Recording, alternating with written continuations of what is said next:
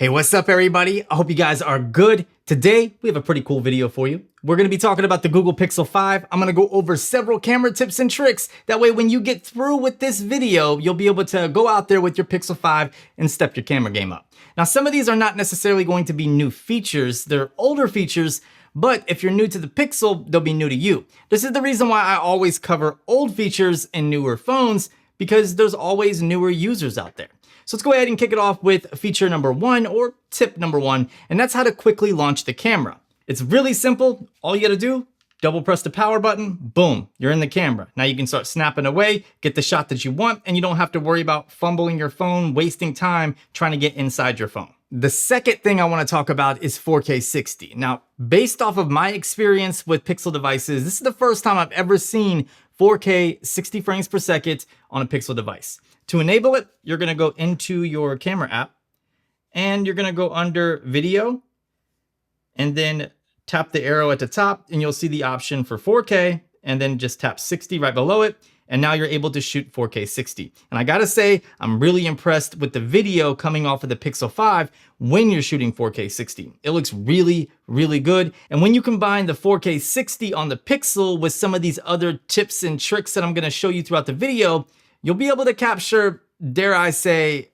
cinematic video. Next up, we have audio zoom. So if we go back into the camera app, go into the quick settings, tap on the cogwheel in the bottom right, scroll down until you see audio zoom and make sure that's toggled on. Audio zoom allows you to really focus your audio. So if you're recording video and then you zoom in, it's going to focus the audio on whatever it is you're zooming in on while trying to eliminate some of the background noise. So it's basically audio isolation. This isn't new. It's been on the iPhone for a while. Samsung Galaxy devices have had it and LG devices have it, but it's still nice to see it on the Pixel 5. Here's a quick example. I'm going to zoom in on the fountain, and as I'm zooming in, you should start to hear the sound of the fountain a little bit more. So there's 2x. All right, so now we'll zoom in even further.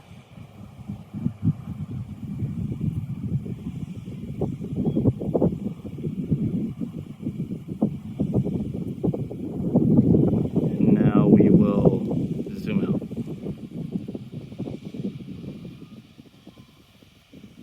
If you record a lot of video, you're really gonna appreciate the 4 levels of stabilization the Pixel 5 offers. But there's also a secret 5th level of stabilization that I'll show you here in a minute. Once you're inside the camera app, if you go under the video tab, you have a little button with a hand and some squiggly lines around it. If you tap on that, it's gonna pull up the 4 different levels of stabilization. We have standard for light movement. We have locked for far away shots and you're using the 2x digital zoom. Then we have active for a lot of movement, and then we have cinematic pan. Personally, I think all 4 work really, really good, but there's a 5th kind of hidden option. So if we go into the gallery and then pull up some photos here, pull up a video, and then tap on the edit button on the bottom, you can actually apply digital stabilization after you've taken the video. So right next to export frame, there's like a little box with like another box inside of it.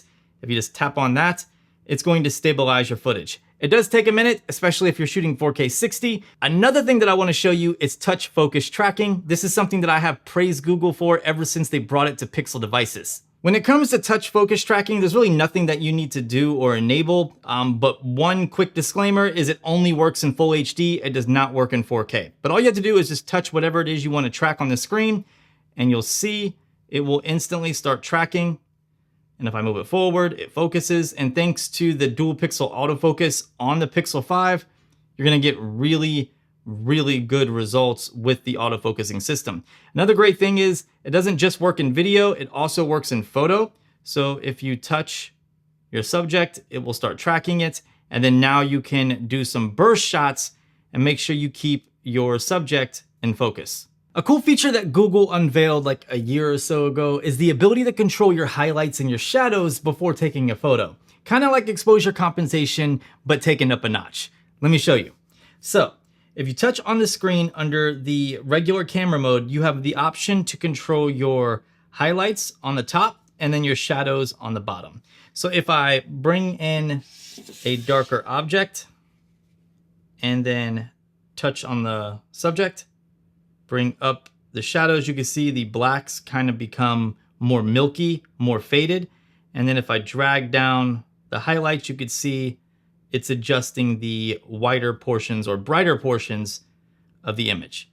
And then you can lock it once you're done, so none of that will change. It's also going to lock your autofocus, so you don't have to worry about anything changing on you, except maybe the white balance. Another cool camera feature on the Pixel 5 is astrophotography mode. This was on previous Pixels, so it's not new, but if you're unfamiliar with it, you need to get familiar with it because it's awesome. So right now I'm in the regular camera mode, and you can see a moon in the center of my shutter button because it's detecting that we're in a dark scene. Over here, there's another moon with an A next to it. If you tap it, that just means auto night mode. So if there's no line through it, like right now there's a line through it, that means it's off. No line means that it's on.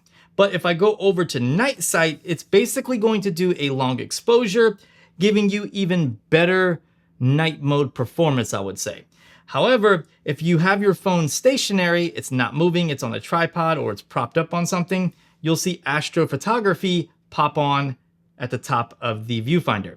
This means that you're going to do a very long exposure and it's going to process the image as if you're taking pictures of the stars, giving you some really awesome results. And what's great about the Pixel 5 is astrophotography mode works in the wide, ultra wide, and telephoto. I honestly think that's pretty neat. Now granted, the telephoto is digitally cropped, but still, that's really cool that you're able to do that in astrophotography mode. I'm pretty sure this is new to Pixel devices. Was this on the 4XL? Correct me if I'm wrong down in the comment section, but I'm pretty sure this is a new feature to the Pixel 5. Having that ultra wide is definitely new, and using that in astrophotography mode, you should be able to get some really killer results. I really wish Google gave us a Pro mode inside of the Pixel camera app, but they don't. Luckily, there is a way to enable RAW. To do that, go inside of the main settings by pulling down the quick settings and then tapping on the cogwheel. Go under advanced, and then make sure that RAW plus JPEG control is toggled on. Now, every time you take a picture, you're gonna save a JPEG and a RAW image. If you wanna get something out quick, like the social media, you have the JPEG. If you wanna get the most out of your post editing, then you have a RAW image. If you want to view all of your RAW images, just tap on View RAW Folder, and then it's gonna open the folder where all of your RAW pictures are saved.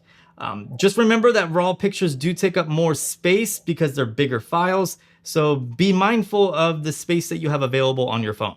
If you're a big selfie taker, then this next feature might interest you, and that's save selfies as previewed. In other words, how you see it on your screen is how the image is going to be saved versus flipping it. Let me show you. So if we go into the settings, right here you see the option for save selfie as previewed. Make sure that's toggled on. Now if I switch over to the selfie camera, put my hand up here, it's on the left-hand side, and I take the shot, you can see my hand is on the left-hand side. Now, if I go back into the settings and toggle it off, and then you can see my hand is on the left-hand side, take the shot, my hand is now flipped. So, like I said, if you're a selfie taker, this might be pretty important to you. Frequent faces is another cool feature that I recommend enabling. It's really cool how it works. If you take a lot of motion photos or top shots or burst shots, it's going to prioritize the faces that are seen frequently in your photos, making sure that they stay in focus and things like that. So let me show you how to enable it. Go into your settings, and then right here where it says frequent faces, just tap on it and make sure it's toggled on. I'll read it for you real quick. It says, when you take a motion photo or touch and hold for a top shot, frequent faces recommend shots that prioritize the people you photograph most. Frequent faces data is only saved on this device, and it can only be accessed by this camera app. So you don't have to worry about any of that data floating around in the cloud getting hacked and that stuff leaking. You're good to go. Okay, so picture this. You're on the beach. You're with your friends. It's a beautiful scene. You go to take a selfie with your friends. You're like, smile guys, click. That one jackass had to blink when you hit the shutter. Google can save that with Top Shot. So let me show you how Top Shot works. There's two things that you need to remember with Top Shot. If we go into the camera, in order to use Top Shot, you have to have motion photo in auto. And then if you go into the settings and then go under advanced, you have to make sure that social media depth features is turned off. If this is turned on, Top Shot and motion photos will not work. So make sure those two things are set up correctly. Now, if I go into a photo right here, this is just a goofy selfie that I just took, and then swipe up one more time, you can see you have shots in this photo, and you can find the one that Google recommends, or you can just slide through and find the one that you want. And once you find the photo that you actually want, just tap Save Copy. And hopefully this is gonna save some of your photos. Now, Top Shot is not a new feature. It's been around for a while now. Let me know down in the comments if you've ever gotten any use out of Top Shot. When it comes to the Pixel and how their cameras function, I feel like they're the accidental cameras, because even if you make an accident, you can go back and usually fix it, just like with Top Shot. However, there's another thing that you can do, and that's add bokeh or background blur to a photo as long as it has a face in it, even though you didn't take a portrait mode shot. Let me show you. I'm in my camera app. I have the front-facing camera turned on. I'm in the regular camera mode, not portrait mode. Now I'm gonna take a quick selfie. I'm gonna go into the photo, and now I'm gonna tap the gallery icon right here in the top right, and then tap on the photo, and give it time to process. Right there, boom. Blur background. Tap blur background. And now you can adjust the background blur as you see fit. Now here's the thing, if you go all the way over, it's just not gonna look right. It's gonna look very artificial, it's not gonna look natural, and there's gonna be a lot of messed up areas in the photo because it's not a true portrait mode photo. But if you add a subtle blur to the image, it looks really good considering this is not a portrait mode shot. Once you're done, just tap Save As Copy, and boom, there you go. To go along with this accidental camera theme I have in my head, there's also the times where you take a picture of a loved one, your child, a friend, and their face just isn't well lit. Like the background's properly exposed, but they are just dark. Like you can't really make out any detail on their face. Well, Google has implemented something called portrait lighting, which fixes that issue. Again, going back to the whole accidental camera theme. Let me show you how it works. So let's go back and pick this photo. So we're gonna tap the edit button, then go under adjust, portrait lighting, and boom, you can see it instantly lit my face up. I don't know, it just looks really, really nice and it adds a good pop. And of course you can use the slider down here to adjust how strong you want that portrait lighting. Now, before you say anything, this is a lot different than the portrait lighting feature found on the iPhone because you don't have to have a portrait mode shot to use this. So if I want to move the light around, I can just touch and move it anywhere I want. If I want to place it directly on my face, I could do so. I can add like some shadows as if the light was shooting beneath me and pointed up, or I can do it in the corner. And then if I completely mess it up, I can just tap auto again, and it's going to put the light where it saw fit. In the beginning of the video, I mentioned 4K 60, and I'm really happy that it's on a Pixel device finally. But 4K 60 does take up quite a bit of space on your phone. I mean, the file sizes are pretty big. Anything 4K is going to be bigger than 1080p, obviously, but by a substantial amount. In order to keep those file sizes down, you can enable the high efficiency video codec file format. To do that, we're gonna dive into the settings, tap on the cogwheel, go under advanced, and make sure store videos efficiently is turned on. Once that's turned on, you'll get better compression and reduced file sizes in all video formats, no matter if you're shooting in full HD or 4K. While we're inside of the advanced camera features, there's one more thing I want to show you. So right here, we have social media depth features. And if you turn that on, what's gonna happen is whenever you upload a portrait mode shot to like Facebook, it's gonna use that depth information to create like a parallax photo. It's really neat. I'm sure you guys have seen it. If you're scrolling to Facebook, sometimes you'll come across someone's photo, and as you're scrolling, it's like a 3D image. This is how you're able to do it on a Pixel device. With iPhones, I believe it just saves automatically, but with the Pixel, you can turn it off or turn it on. Just remember though, if this is turned on, you won't be able to use Top Shot or motion photo. When it comes to photography, including smartphone photography, framing is very important. In fact, I would go as far as saying framing is one of the top 3 most important things that you need to learn immediately if you're trying to get started with photography. I'm still learning it myself, so I can't really give you a ton of advice. However, Google can. So if you go into the settings, tap on the cogwheel, and then scroll down, you could see you have an option to enable framing hints. And what this is gonna do is help make sure you're getting the best composition possible if you don't know anything about framing on your own. So go ahead and toggle that on.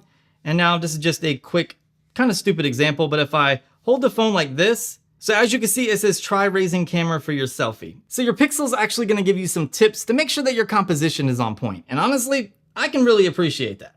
To go along with the framing hints, you might have noticed that I have like a tic-tac-toe board on my image, and this is actually a grid for framing. If you go into your settings, scroll down, you can see you have grid type right here. You can tap on it, and then you can pick from 3x3, 4x4, or golden ratio. I typically only use 3x3. It just helps you remember the rule of thirds whenever you're taking a photo. If you don't need any grid whatsoever, you can just tap off. But honestly, I think 3x3 is not intrusive whatsoever. And like I said, it's gonna help you get the best composition possible. So I'm not a huge fan of flash photography, at least when it comes to smartphones. I know there's professional flashes out there that look really good. Not talking about those. Specifically on a mobile phone, I am not a fan of flashes. However, if you are in a situation where you absolutely have to use a flash and you want to take a selfie or do a quick video using the front-facing camera, there's a Selfie Light. So go into the quick settings here and then tap on selfie illumination and turn that on. And you can see it brightens up the black areas of the screen, making your face look, a little bit brighter. It's actually not too much, it's not too intrusive, and it does a pretty good job. So to give you an example, I'm gonna go ahead and turn off my studio light here. Oh! And then you can see this is with the selfie light on. I'm gonna go ahead and take a picture. Now I'm gonna do one with the selfie light off. And there you go. You guys can see for yourselves, there is definitely a difference in skin color. Maybe not so much brightness, but definitely in skin color. But in a more severe case, I could see this coming in clutch. This also works for video. So if we go into the video setting and then go into the quick settings here, you can see you could do selfie illumination. It's gonna brighten that face, letting you get more light on your face when you're recording a video. So again, this is just a really neat feature. I know we've been going in and out of the photo editor throughout the video, but I feel like that's a feature on its own and something that I really think that you should dive in and experiment with. The photo editor on the Google Pixel 5 is hands down one of, if not the best photo editors on any mobile phone. It has a lot that you can do. So if we go into the photo editor here, you can see you have different suggestions, which of course is going to be AI based in order to make sure that it's applying the correct settings to your picture. So we have enhance. So if I just tap enhance, of course it's going to automatically enhance the photo, but it doesn't overdo it, which is something a lot of other photo editors do when you tap the auto button. So we'll hit cancel. We'll go to black and white portraits. We could do color pop. We have tons of settings to adjust, like skin tone, pop, vignette, the white balance, black point, shadows, highlights. I mean, there's a ton in here. We have built-in filters, and of course we have markup. But definitely dive into the photo editor on your new Pixel. Take a look at it because it is really powerful. Another neat thing you can do is export a frame in a video as a still image. So if I pull up a video right here, and then tap on the edit button, which is in between the share button and the trash can, and find a frame that I want to export, and then just tap export frame. Boom, that's it. So there's my still image. Now I can edit this image, I can upload this image, I can do whatever I want. It's basically just taking a frame out of a video clip. And if you're gonna be doing this a lot, I highly suggest that you shoot in 4K 60, so that way the majority of the frames stay in focus and stay sharp, and you're gonna get higher resolution frame grabs. The last thing I wanna tell you about is the ability to take a portrait mode shot, but with night mode. And the best thing is you don't have to do anything. It automatically will kick in. Let me show you. So if I go to portrait mode, you can see right here, there's a little circle with the moon and the A. That means that if it feels the scene is dark enough, it's automatically going to kick night mode in, even though you're in portrait mode. So you can see right now it's in night mode inside of portrait mode. That's why the moon is inside of the shutter. So if I were to switch over to the front facing camera, it goes away. It's really nice. So here's a quick example of a portrait mode shot, just regular, no night mode enabled. And then this is an example of a portrait mode shot with night mode enabled. I'm pretty impressed. Let me know what you guys think. So that was a lot of camera information on the Pixel 5. I get it. But luckily this video was time-stamped and chaptered, so you're able to skip around how you see fit.